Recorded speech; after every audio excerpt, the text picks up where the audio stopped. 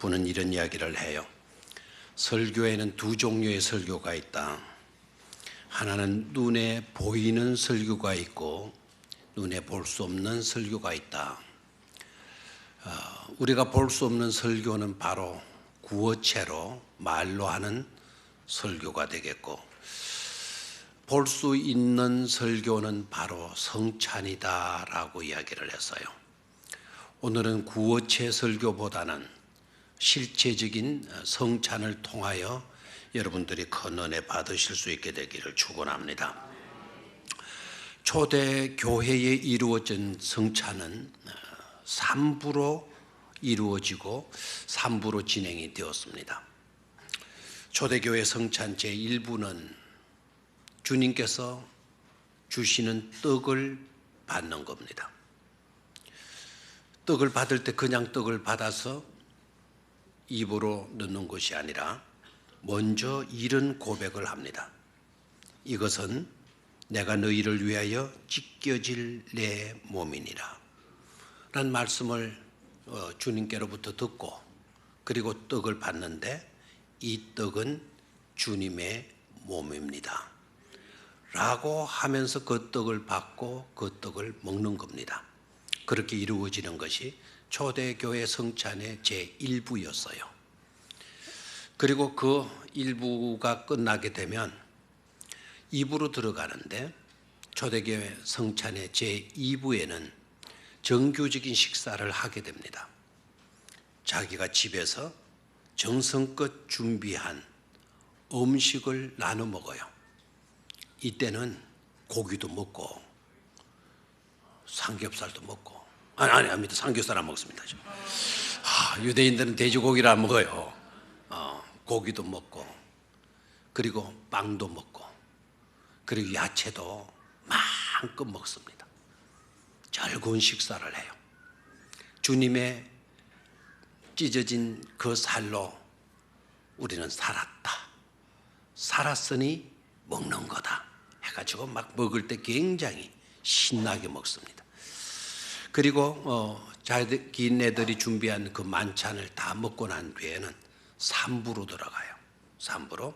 그래서 식구에 그 공동체들이 모여 앉아서 잔을 받습니다.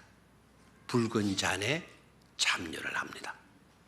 서로 모여서 구원받은 사람들, 그 떡에 참여한 사람들, 즐겁게 살았으니 식사도 하고, 그리고 흥겹게 잔을 나누면서 교제를 하는 것으로 진행이 돼요. 그래서 초대교회 예배는, 성찬식은 3부로 이루어졌다. 그 분위기는 굉장히 들떠있는 감격적인 흥겨운 그와 같은 분위기 속에서 성찬이 진행이 됐다라는 거예요. 처음에는 그렇게 진행이 됐어요. 그러다가 세월이 흐르면 흐를수록 일부 몰지각한 사람들의 오남용, 이 성찬의 오남용을 하게 되는, 성찬을 오남용으로 말미암아서 본래의 성찬의 분위기인 감격은 사라지게 돼요. 그리고 먹는 일에만 치중을 하게 돼요. 그리고 포도주 같은 거를 얼마나 먹었는지 흥청거리게 되는, 흥청망청거리는 그런 성찬으로 변질되어져 갑니다. 그러던 것이 근대 개신교회에 이르러서는, 근대교회에 이르러서는 이러다가는 안 되겠다, 이건 아니다, 이건 아니다 라고 하는 자각하는 마음들이 사람들의 심령 가운데서 일어나기 시작했어요. 성찬이 어떻게 제정된 것인데 우리가 이럴 수가 있나, 이럴 수가 있나. 흥청망청 먹고 마시는 것으로 이 성찬이 끝나서야 되겠는가. 그래서 성찬의 진정한 의미와 목적을 되찾지 않으면 안 된다라고 하는 그런 인식을 갖게 됩니다. 그리고 주님의 고난, 주님의 희생에 초점을 맞추죠. 주님께서 자신의 몸을 왜 찢으셨나? 주님께서 왜 피 흘려 죽으셨나? 주님의 고난과 희생에 초점을 맞추기 시작하면서 분위기가 사뭇 엄숙해지기 시작했어요. 그리고 진지하게 성만찬이 이루어지게 되었습니다. 오늘 현대 교회들이 다 그래요. 우리 교회도 역시 이 성만찬 하게 되면 아주 엄숙하고 진지하게 이루어지지 않습니까? 그러니까 초대교회는 흥겨움에 집착한 나머지 진지함과 거룩성을 소홀히 했다고 한다면, 현대교회는 진지함과 엄숙함에 집착을 하면서 감격과 흥겨움을 저버렸다라는 것이 문제가 되는 겁니다. 그렇다면 저와 여러분들이 이제쯤 해야 될 일이 뭘까요? 이제는 우리가 주님께서 친히 제정하신 성찬에 대한 종합적인 안목을 갖는 것이 중요하다는 겁니다. 원래의 성찬의 의미를 회복하는 일이 시급하다는 거죠. 원래의 성찬의 의미는 구원의 감격과 진지함에, 구원의 감격과 진지함, 어느 한쪽에만 제한되어져서는 안 된다라는 거죠. 주님의 보혈의 피로, 주님의 살 찢겨 주심으로 인하여 우리가 제사함 받고 구원 받고 제시씀 받고 하나님의 백성으로 이루어진 공동체에 속하게 되어졌다고 한다면 얼마나 기쁘고 감사해요. 그리고 그 감격을 우리는 저버리지 말아야 될 것입니다. 그러면서 그렇다고 해서 우리들마저도 그냥 형식적으로 성만찬에 임하게 되고 흥청거리는 그런 성찬이 되어진다고 하면 이것은 심각한 문제가 아닐 수가 없죠. 그래서 감격과 진지함을 회복하는 그런 성찬으로 나아가는 것이 중요한 일인 줄로 믿습니다. 그러기 위해서 우리가 오늘 세 가지로 말씀을 드리겠는데, 성찬이라고 하는 세 가지 이름을 다시 한번 분명히 하게 되게 되면 감격과 진지함으로 이루어진 우리 주님께서 제정하신 그 최초의 성만찬을 회복할 수가 있을 줄 믿습니다. 첫 번째는요, 감사의 포커스를 맞춰라라는 겁니다. 한번 따라 하십시오. 감사의 포커스를 맞춰라. 한 번 더 큰 소리 시작. 감사의 포커스를 맞춰라. 성찬의 자리는 감사의 자리예요. 성찬에서 우리가 놓치지 말아야 할 중요한 요소가 바로 뭐냐? 감사예요. 우리 주님은 성찬상에서 감사하시잖아요. 자신의 찢겨질 몸, 자신이 흘리실 그 피를 두고 하늘을 우러러 하나님께, 우리 주님께서 축사하셨다라고 되어 있어요. 그 축사가 바로 뭡니까? 감사하셨다라는 거예요. 십자가에서 자신의 몸이 찢겨질 것을 두고, 그리고 십자가에서 피를 흘리시는 그 고통스러운 아픔을 겪는 것을 두고서 우리 주님은 감사를 하시는 거예요. 그 고통의 자리에서, 그 십자가의 저주스러운 그와 같은 곳에서 우리 주님은 하나님을 향하여 우러러 감사해요. 어떻게 감사할 수 있나요? 우리 주님께서 그 십자가상에서 찢기시고 피 흘리시는 그런 일을 두고서도 감사했던 것은 자신의 찢겨질 그 몸, 자신이 흘리게 될 그 피를 통해서 하나님께서 창세기부터 예정하셨던 하나님의 구원의 계획, 하나님의 구원사가 이루어질 것에 대해서 우리 주님은 감사를 드리신 게 된 줄로 믿습니다. 나를 통하여, 나의 이 죽음을 통하여, 나의 이 고난을 통하여 우리 하나님은 창세 때부터 계획하셨던 그 구원이 완성되어진다, 성취되어지게 된다.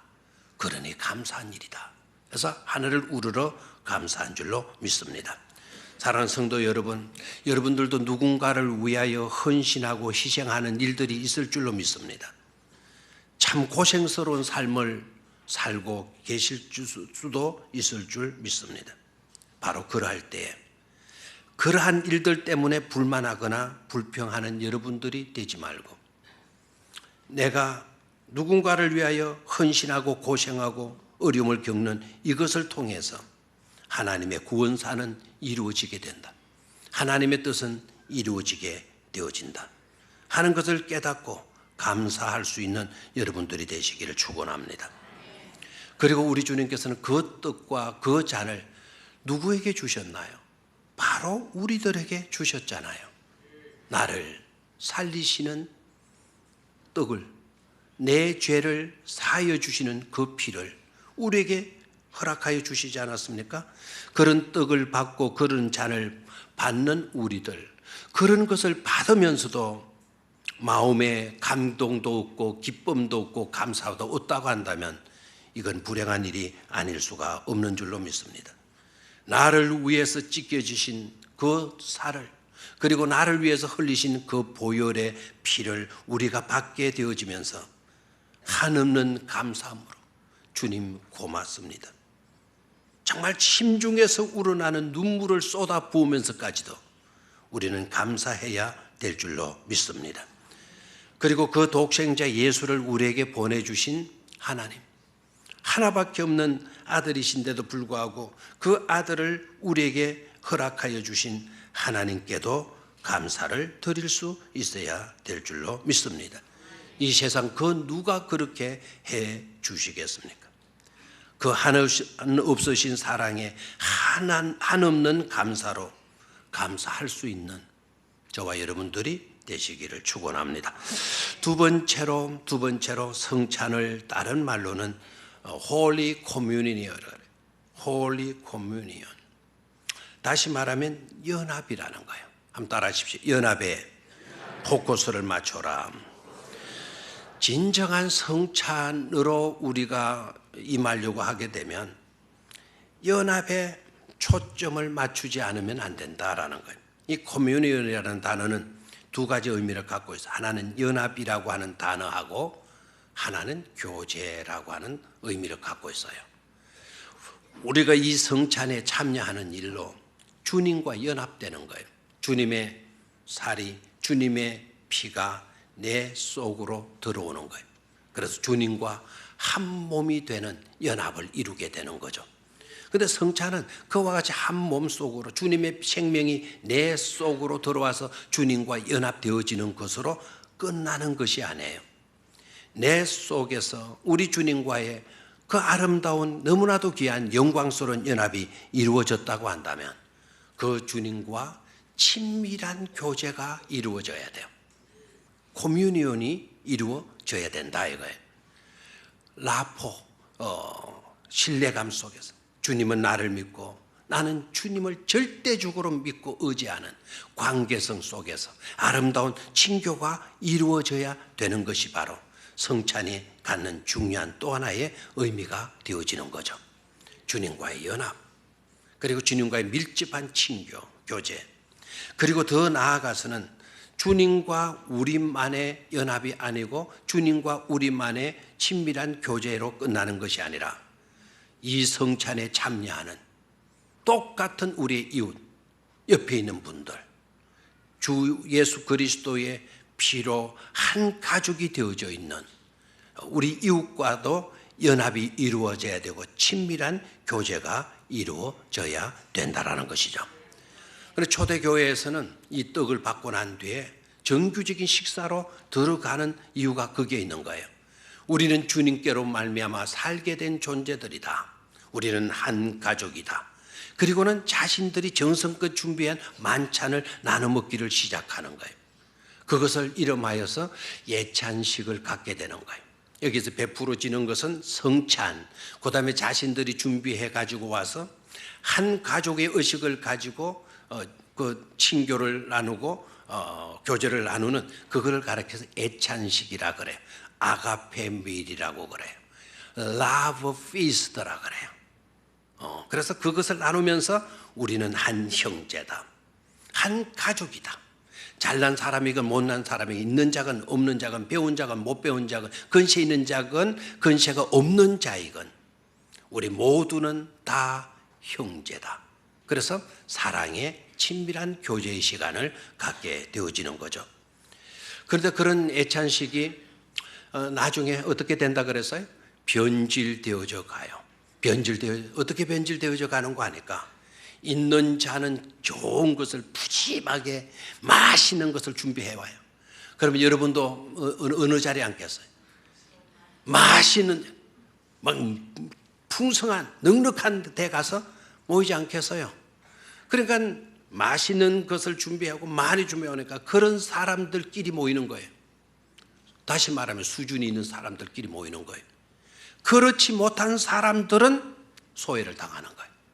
빵도 제대로 채울 수 없는, 반찬 하나 제대로 준비할 수 없는 가난한 사람, 이런 사람들은 감히 올 수가 없는 거예요. 이런 부작용이 일어나게 되는 거죠. 그리고 맛있는 것을 준비해가지고 먼저 믿은 사람들, 자기네들끼리만 끼리끼리 모이게 되는 거예요. 끼리끼리. 그러니까 초신자들은 들어와서 물뚱물뚱 여기도 저기도 못 가고 오라는 사람 아무도 없고 꼭 이방인이 되어져 버리는 거죠. 그래서 떠나가게 돼요. 어떤 때는 너무 많이 가지고 와가지고는 막 남용하고, 어떤 때는 없어가지고 굶주리고 있고. 그래서 사도 바울이 고린도 교회, 고린도전서 11장은 성찬장이라 그래요. 거기에 내용을 여러분 보셨죠? 이거 안 된다라고 지적을 해요. 성찬을 대할 때 너네들이 이런 식으로 대하면 안 된다라는 거예요. 자기를 살펴야 된다. 자기를 살펴야 된다. 그리고 흥청망청하는 이런 일들이 없어야 된다. 그래서 나중에 현대교회 와서는 그 3부로 이루어지는 성찬에서 1부와 3부만 취하게 되는 거예요. 그리고 2부는 빼버렸어요. 원래는 3부로 이루어졌는데 지금 우리 이 현장에서도 이루어지게 되는 성찬은 1부와 3부예요. 떡을 받고 그 다음에 이어서 우리는 뭘 받죠? 잔을 받는 거예요. 중간에 게 없어져 버렸어요. 너무 좋은 것이었는데 그것이 오남용 되어져 버렸어요. 차별이 되어져 버리고 이렇게 되어져서 2부를 없애버리게 되어진 거죠. 그러나 우리는 그 정신만큼은 항상 저버리지 말고 사랑의 공동체, 너와 나는 한 가족이다 라고 하는 의식을 가지고 친밀한 교제를 나눌 수 있어야 될 줄로 믿습니다. 마지막 세 번째로는 서약의 포커스를 맞추라는 거. 한번 따라하시죠. 서약의 포커스를 맞추라. 똑같은 성찬, 우리나라 말로는 성찬이라고 하는 단어가 하나밖에 없지만 영어로는 4개예요. 4개. 4개인데 하나는 뭔가 하니까 주의 만찬, Lord's Supper라고 해서 주의 만찬, 주님께서 제정하신 만찬이다 해서 주의 만찬으로 일컬어지게 되고요. 첫 번째가 방금 제가 말씀을 드렸죠. 뭐라 그랬나요? 첫 번째 뭐라 그랬나요? 첫 번째, 오늘 첫 번째, 영어로 감사한데 그 영어로 좀 하면 안 좋겠어요? 유카리스트 됐나요? 두 번째는 뭐라 그러나요? 그렇죠. Holy Communion. Holy Communion. 거룩한 연합 또는 교제라고 그러죠. 친교. 네 번째죠 이게. 네 번째는 The Sacrament. 이 Sacrament라고 하는 단어는 맹세한다. 맹세라는 뜻을 갖고 있어요. 그리고 결단한다. 결단이라는 뜻을 갖고 있어요. 그리고 서약한다라고 하는 뜻을 갖고 있어요. 됐습니까? 그래 이 성찬의 자리에서는 우리가 뭘 해야 되나? 결단해야 된다는. 이 성탄의 자리에서 우리가 뭘 할 수 있어야 되나? 서약해야 된다. 서약해야 된다. 오늘 세례문답할 때 서약 받잖아요. 그와 같이 세크라멘트 해야 된다라는 거예요. 자, 성만찬이 이루어졌던 장소를 먼저 우리가 좀 생각해 볼 필요성이 있는데요. 성찬의 자리가 어디냐 이거? 기적을 일으켰던 장소였느냐? 우리 주님께서 병자들을 고쳐준 그런 장소였느냐? 죽은 자를 살려준 그와 같은 장소였느냐? 아니었다라는 거예요. 기적의 장소나 치유 사건이 이루어진 그런 곳이나 집회 장소가 아니었다라는 겁니다. 어느 자리에서 만찬이 이루어지나 식사 자리에서 만찬이 이루어졌다라는 겁니다. 왜 하필이면 식사 자리에서 만찬이 이루어졌나? 기적을 일으켰던 장소, 치유가 일어났던 장소, 나사로가 죽었다가 예수님이 다시 살려주시잖아요. 그래서 나사로와 마르다 마리아가 예수님을 초청해서 식사를 거창하게 대접을 해주잖아요. 이웃 사람들도 초청해서 하잖아요. 그 자리가 그 식사가 성만찬이 되었으면 얼마나 좋겠어요. 그런데 우리 주님은 거기에서 성만찬을 행하지 않았어요. 그걸 가르쳐서 성찬식에 행하여졌다 말하지 않습니다. 식사 자리에서 성찬의식이 이루어지게 되는데, 기적은 매일 일어나는 것이 아니잖아요. 그렇죠? 죽은 자가 매일 살아나는 것 아니잖아요. 그렇죠? 그러나 식사는 우리가 매일 해야 돼요.